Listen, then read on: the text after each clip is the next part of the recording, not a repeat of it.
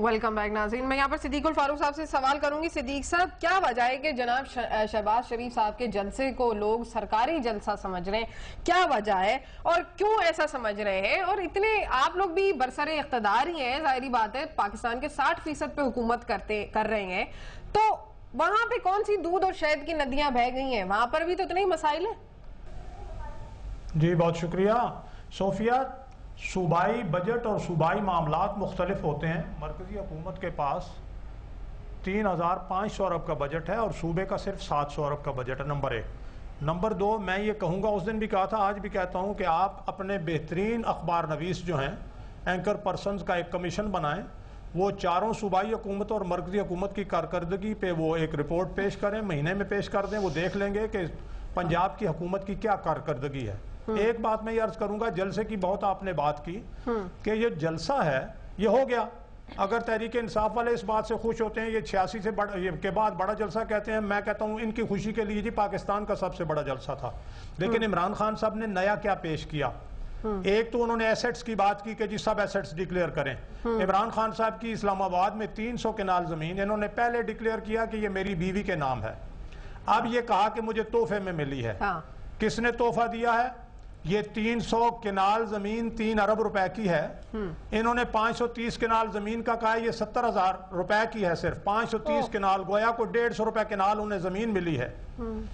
इनको फिर 300 केनाल के मकान में रहने वाला आदमी और अपने बच्चों को लंदन में पढ़ाने वाला, या तो पाकिस्तान में स्कूलों में जहां हमारे बच्चे पढ़ते हैं पढ़ाते, हम कहते हैं मुख्तलिफ आदमी है। 10 मरले के 1 केनाल के मकान में रह रहा है, मुख्तलिफ आदमी है। भाई जैसा शहनशाह कोई और है जिस पर तनकीद करते हैं, वैसे ही शहनशाह प्राइवेट का भी महल मौजूद है ना। हुसैन नवाज भी तो बरतानिया में रहते हैं। जरा सुन ले एक लम्हे के लिए। बहुत अहम बात इसलिए है कि वो एक बात कर रहे हैं। उन्होंने अब तक डिलीवर जो कुछ था वो तो अपना शर्मिला ने भी बताया, वो तारीख की बात है। लेकिन आपने कहा अमरीकी गुलामी। भाई जब एपीसी हो रही थी, हम लोग अमेरिका की मुखालफत कर रहे थे, इमरान खान साहब वहां अमेरिका की वकालत कर रहे थे। फिर उन्होंने ये कहा जी कि पाकिस्तानी बेचे गए हैं। मैंने पहले कहा है कि जिन पाकिस्तानियों को बेचा गया, परवेज मुशर्रफ के वो साथ थे। जो परवेज मुशर्रफ यहाँ करप्शन का बादशाह था, ये उसको सपोर्ट करने वाले थे। तो अगर ये कहें मैंने अस्पताल बनाया, तो मैंने पहले, आज भी मैं कहता हूं कि एक अस्पताल अगर बना लिया है तो भाई अब्दुल सत्तार ने तो आपसे 100 गुना ज्यादा बड़ी पंजाब गवर्नमेंट ने देखी अस्पताल कर रहे हैं, फिर वो क्यों ना लीडर बने? मुझे मौका दे दें, मियां साहब से पूछ लेती हूँ, वक्त बहुत कम रह गया। मियां साहब, 300 कनाल की जमीन किसने दी है? असल में इसके क्या अपने असासे खान साहब ने जाहिर किए? देखिए, ये जो खान साहब के घर वाली जमीन है, खान साहब का एक ये 300 कनाल का तोहफा किस बात का है? जो 2003 के शुरू में या 2 के आखिर में उन्होंने 8 लाख पाउंड का बेचा था। वो बात कर रहे हैं, नहीं शायद हमें आवाज नहीं आ रही है, वो बात कर रहे हैं। उन्होंने ये जो 250-300 कनाल जमीन यहाँ पे खरीदी थी, 1,42,000 रुपए फी कनाल के हिसाब से वो लीगल तरीके से पैसे वहां से इधर ट्रांसफर हुए, उसकी रजिस्ट्री हुई खान साहब के नाम, उसका इंतकाल दर्ज हुआ। इसमें तो किसी किस्म की कोई शक शुबे की गुंजाइश नहीं। ये खान साहब की किस्मत है कि जो जमीन उन्होंने 1,00,000-1.5 लाख रुपए कनाल खरीदी थी, वो आज 25-30 लाख रुपए कनाल हो गई, और जिसकी कीमत पहले चंद करोड़ों में थी, अब वो अरबों पे पहुंच गई।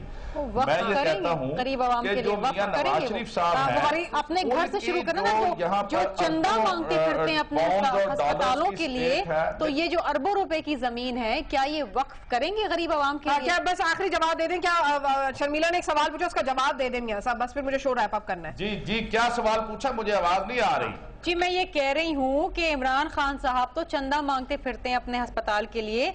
इनकी किस्मत अच्छी है कि लाखों में खरीदी हुई जमीन अरबों की होगी, तो क्या ये जमीन गरीब आवाम के लिए वक्फ करेंगे? क्योंकि हम तो बहुत बुरे हैं। खान साहब ने अपना घर बनाया है, हक हलाल की कमाई से अपनी एक प्रॉपर्टी बेचकर बनाया है। कनाल पे घर बना के रहने का कोई मतलब नहीं है। वो शख्स जो गरीब आवाम के लिए अलम जो है वो बुलंद करे।